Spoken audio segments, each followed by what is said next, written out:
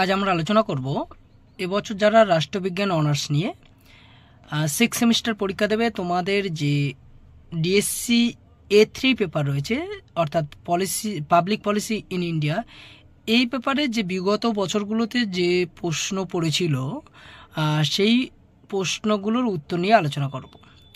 তো তার আগে বলে রাখি, আমার চ্যানেলে 6 সেমিস্টারের অল কোশ্চেন সাজেশান এবং প্রশ্ন উত্তর সমস্ত কিছু দেওয়া হয়ে গেছে। তোমাদের যে পেপারগুলো লাগবে তোমরা আমার চ্যানেল থেকে দেখে নাও, আর এই পেপারে যে প্রশ্নের উত্তরগুলো রয়েছে দেখে নাও। প্রথম প্রশ্ন, নীতিচক্র কি? উত্তর হবে, নীতিচক্র হলো একটি আদর্শিক প্রক্রিয়া যা ব্যাখ্যা করে কিভাবে নীতির খসড়া বাস্তবায়ন এবং মূল্যায়ন করা উচিত। পরের প্রশ্ন, জননীতিতে লক্ষ্যমুখীনতা গুরুত্বপূর্ণ কেন? উত্তর হবে, জননীতিতে লক্ষ্যমুখীনতা গুরুত্বপূর্ণ কারণ জননীতি হলো সেই পথ যা একটি কাঙ্ক্ষিত লক্ষ্য অর্জনের দিকে নিয়ে যায় এবং প্রতিটি কর্মসূচির কিছু নির্দিষ্ট লক্ষ্য থাকে যা নির্দিষ্ট সময়ের মধ্যে প্রশাসনিক আর্থিক সহায়তা প্রদানের মধ্য দিয়ে বাস্তবায়ন ঘটে। তাই বলা যায় লক্ষ্য অর্জনের যন্ত্র হিসাবে জননীতিগুলি কাজ করে থাকে। পরের প্রশ্ন, ভালো নীতির দুটি বৈশিষ্ট্য উল্লেখ করো। উত্তর হবে 1 নম্বরে, নির্দিষ্ট প্রাসঙ্গিক এবং প্রযোজ্য লক্ষ্যভিত্তিক। 2 নম্বরে, সহজ এবং বোধগম্য যাতে কর্মচারীরা সহজে বুঝতে পারে। পরের প্রশ্ন, অআনুষ্ঠানিক নীতি ধারাপদ বলতে কি বোঝো? উত্তর হবে, অআনুষ্ঠানিক নীতি ধারাপদ হলো একটি অআনুষ্ঠানিক এবং অসংগঠিত চ্যানেল বা ধারাপদ যা একটি প্রতিষ্ঠানে কর্মরত সংগঠন কিন্তু বিদ্যমান ব্যক্তিদের ব্যক্তিগত ও সামাজিক চাহিদা দ্বারা নির্ধারিত হয়। পরের প্রশ্ন, একটি বন্টনাত্মক নীতির নাম লেখো। উত্তর হবে, বয়স্ক শিক্ষা কার্যক্রম, সামাজিক বীমা, কর্মসংস্থান, খাদ্য ত্রাণ ইত্যাদি। পরের প্রশ্ন, একটি নিয়ন্ত্রণমুখী নীতির নাম করো। উত্তর হবে, জীবন বীমা কর্পোরেশন বা রিজার্ভ ব্যাঙ্ক অফ ইন্ডিয়া। পরের প্রশ্ন, স্বার্থগোষ্ঠী সমূহ কিভাবে নীতি প্রণয়ন প্রক্রিয়ার সঙ্গে যুক্ত? উত্তর হবে, নির্দিষ্ট লক্ষ্য অর্জনের জন্য স্বার্থগোষ্ঠী সদস্যরা সরকারি প্রতিষ্ঠান, সরকারি কর্তাব্যক্তি এবং জননীতিগুলিকে প্রভাবিত করার চেষ্টা করে। পরের প্রশ্ন, নেহরুবাদী রাষ্ট্র কি? উত্তর হবে, নেহরুবাদী রাষ্ট্র বলতে সাধারণত স্বাধীন ভারতের প্রথম প্রধানমন্ত্রী জওহরলাল নেহরুর চিন্তাপ্রসূত একটি দর্শন বা আদর্শকে বোঝায় যা মূলত ধর্মনিরপেক্ষতা, বিজ্ঞান মনস্কতা, উদারবাদ ইত্যাদি আদর্শকে কেন্দ্র করে গঠিত। পরের প্রশ্ন, ভারতের প্রথম শিল্পনীতি কবে প্রচলিত হয়?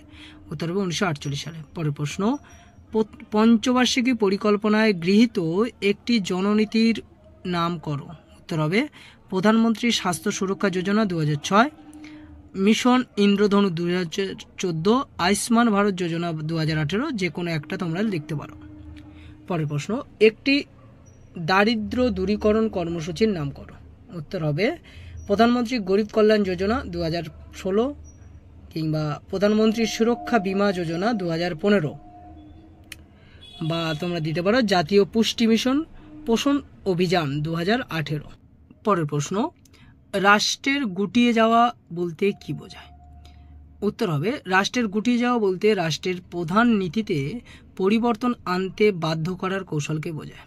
পরের প্রশ্ন, নীতি আয়োগ কবে প্রতিষ্ঠিত হয়? উত্তর হবে 2015 সালে।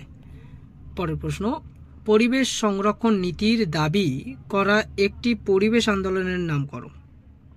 চিপকো আন্দোলন, নর্মদা বাঁচাও আন্দোলন। নেক্সট প্রশ্ন, নয়া শিক্ষানীতি 2020 যে কোনো দুটি লক্ষ্য উল্লেখ করো। উত্তর হবে, 1 নম্বরে, 5ম শ্রেণী পর্যন্ত মাতৃভাষায় জোর দেওয়া।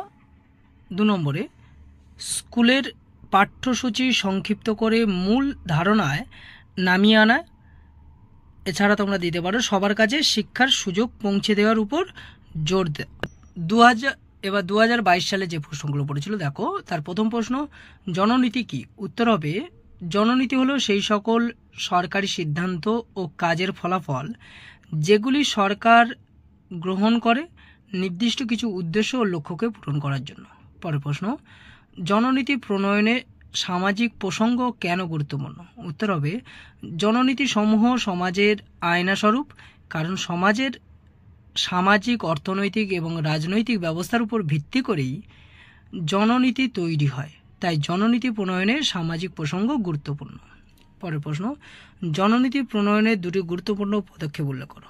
1 নম্বর হবে the national rural employment programme NREP, আর the integrated rural development programme IRDP। পরের প্রশ্ন, জননীতি প্রণয়নে প্রাতিষ্ঠানিক দৃষ্টিভঙ্গির প্রধান প্রবক্তাকে? উত্তর হবে জন মেয়র এবং বায়ান রোয়ান। পরের প্রশ্ন, নীতি বৈধতাকরণ কি?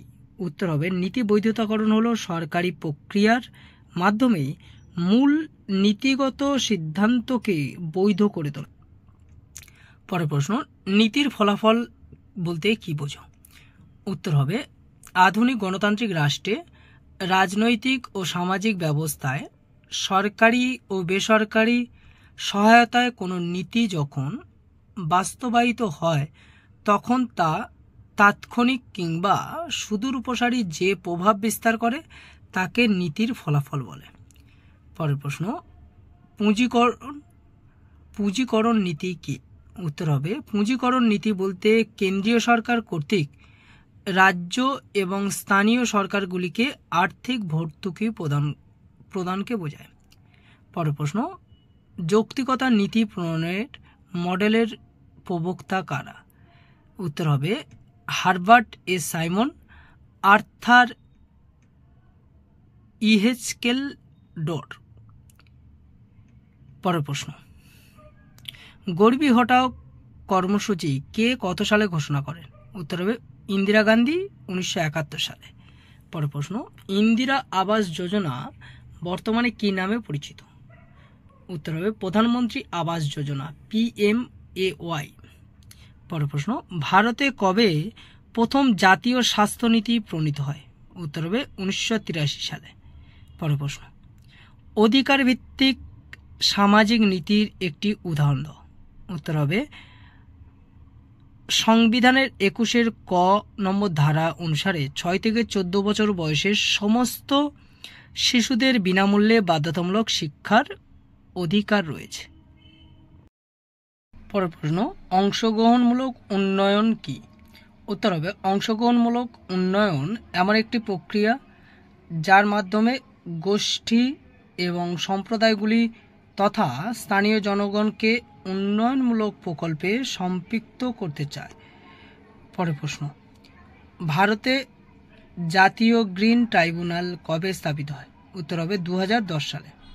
নেক্সট প্রশ্ন, ভারতের রাজনৈতিক অর্থনীতির বিভিন্ন ক্ষেত্রগুলি কি?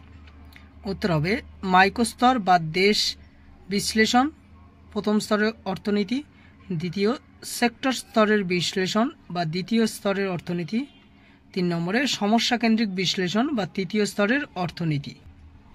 এবার 2023 সালে যে প্রশ্নগুলো পড়েছিল সেগুলো দেখো। প্রথম প্রশ্ন, জননীতির দুটি বৈশিষ্ট্য উল্লেখ করো। উত্তর হবে, 1 নম্বরে জননীতি একজন পর্যবেক্ষক দ্বারা বিষয়ভিত্তিকভাবে সংজ্ঞায়িত করা হয়। 2 নম্বরে জননীতির সিদ্ধান্তের সাথে সম্পর্কিত নীতিমালা গঠন করে। পরের প্রশ্ন, জননীতি ও রাজনীতি কিভাবে সম্পর্কিত? উত্তর হবে, নীতি প্রণয়ন প্রক্রিয়া হলো রাজনীতি ও রাজনৈতিক কর্মের একটি প্রধান অংশ এবং রাজনৈতিক দাবি জননীতি রূপে বাস্তবায়িত হয়। পরের প্রশ্ন, জননীতির জনক কে? উত্তর হবে, উড্রো উইলসন। নেক্সট প্রশ্ন, জননীতির 4টি প্রধান ধরন কি কি? উত্তর হবে, 1 নম্বরে জনসাধারণের সমস্যা চিহ্নিতকরণ, জনসাধারণের সমস্যাগুলিকে নীতি সূচিতে রাখা। 3 নম্বরে সমস্যাগুলিকে সমাধানের জন্য নীতি সংক্রান্ত প্রস্তাব প্রণয়ন করা আর নীতি সংক্রান্ত সিদ্ধান্ত গ্রহণ। পরের প্রশ্ন, জননীতির লক্ষ্যগুলি কি কি? উত্তর হবে, জননীতির লক্ষ্য হল জটিল সামাজিক সমস্যাগুলির উত্তর প্রদানে সরকার তথা নীতি প্রণয়নকারীদেরকে বিভিন্ন বিষয়ে তথ্য ও বিশ্লেষণ দিয়ে অবগত করা, তাদের কার্যকর জননীতির সূত্রায়নে সাহায্য করা, জননীতির ফলাফল উন্নত করা এবং শাসন ও জনসেবার সামগ্রিক মান উন্নত করে জনকল্যাণ বৃদ্ধি করা। পরের প্রশ্ন, যৌক্তিক নীতি প্রণয়নের যে কোনো দুটি সীমাবদ্ধতা উল্লেখ করো। 1 নম্বরে, যৌক্তিক নীতি প্রণয়ন সাধারণত কিছু নির্দিষ্ট পরিস্থিতি এবং শর্তের উপর ভিত্তি করে করা হয়, তবে সমাজস্থ বা ব্যবস্থায় যে কোনো ধরনের পরিবর্তন এই নীতিগুলির কার্যকারিতা বা প্রাসঙ্গিকতাকে প্রভাবিত করে। 2 নম্বরে, যৌক্তিক নীতি প্রণয়নের সময় প্রায়শই সমস্ত প্রয়োজনীয় তথ্য সংগ্রহ করা সম্ভব হয় না। পরের প্রশ্ন, ভারতের নীতি প্রণয়নের দুটি গুরুত্বপূর্ণ সংস্থার নাম লেখো। উত্তর হবে নীতি আয়োগ এবং পরিকল্পনা কমিশন। পরের প্রশ্ন, জননীতির উদারনৈতিক তত্ত্বের মূল কথা কি? উত্তর হবে, জননীতির উদারনৈতিক তত্ত্ব মূলত ব্যক্তিগত স্বাধীনতা এবং সমানাধিকারের উপর গুরুত্ব দেয়। পরের প্রশ্ন, জননীতির প্রবর্তত্ত্বের একজন প্রবক্তার নাম লেখো। ভিলফ্রেড প্যারেটো, রবার্ট মিশেল। পরের প্রশ্ন, রাজনৈতিক অর্থনীতি কিভাবে জননীতি প্রণয়নকে প্রভাবিত করে? উত্তর হবে, রাজনৈতিক অর্থনীতি জননীতি প্রণয়ন প্রক্রিয়াকে ব্যাপকভাবে প্রভাবিত করে, যেখানে রাজনৈতিক ক্ষমতা, আদর্শ, নির্বাচনী রাজনীতি, অর্থনৈতিক পরিস্থিতি এবং আন্তর্জাতিক চাপ সবই গুরুত্বপূর্ণ ভূমিকা পালন করে। পরের প্রশ্ন, IRDPর পুরো অর্থ কী? উত্তর হবে ইন্টিগ্রেটেড রুরাল ডেভেলপমেন্ট প্রোগ্রাম। পরের প্রশ্ন, ভারতে সবুজ বিপ্লব কবে হয়? উত্তর হবে 1965 সালে। পরের প্রশ্ন, জাতীয় শিক্ষানীতি 2020 ভারতে কোন প্রধানমন্ত্রীর আমলে গৃহীত হয়? উত্তর হবে নরেন্দ্র মোদী। পরের প্রশ্ন, ভারতে অর্থনৈতিক উদারীকরণের মূল স্থপতি কে ছিলেন? উত্তর হবে তৎকালীন প্রধানমন্ত্রী PV নরসিংহ রাও এবং তৎকালীন অর্থমন্ত্রী মনমোহন সিং। পরের প্রশ্ন, নীতি আয়োগ কবে প্রতিষ্ঠিত হয়? উত্তর হবে 2015 সালে।